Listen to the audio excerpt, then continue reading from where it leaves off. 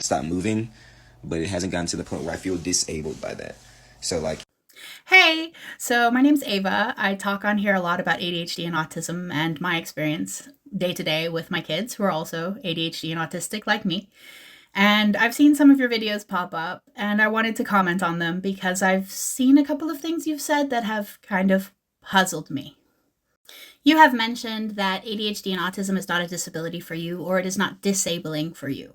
Now, if you look at the criteria for autism, one of the criteria is literally that it is disabling, that it causes impairments in your day to day life.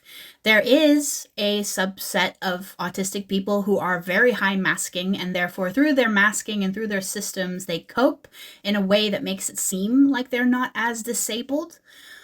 But it is still disabling because you are using 2, 3, 4, 5 times the amount of energy that a neurotypical person would to just do the same things that neurotypical people do. In short, if you are not disabled by your autism, you're not autistic. It's literally in the criteria.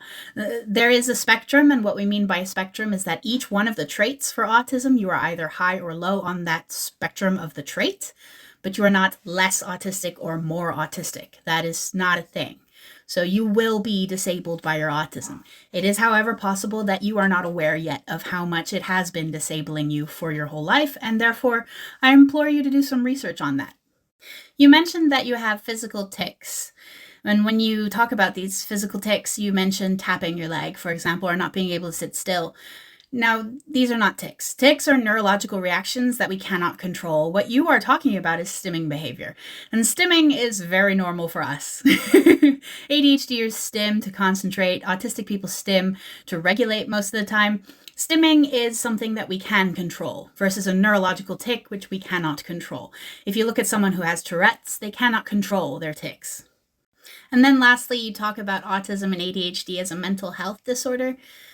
They are neurodevelopmental disorders. What this means is you're born with the neurotype. You are born ADHD or autistic, and throughout your life, this affects the way you develop. You develop differently from neurotypicals. If it was a mental health disorder, like a personality disorder, or even some of the co-occurring conditions that a lot of us have, like depression or anxiety, those things develop over time. They develop later in life due to trauma, due to bad experiences, due to some kind of events. Versus neurotypes. We are born as autistic ADHDers.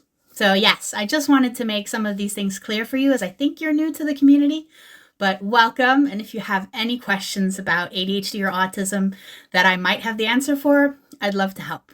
Bye.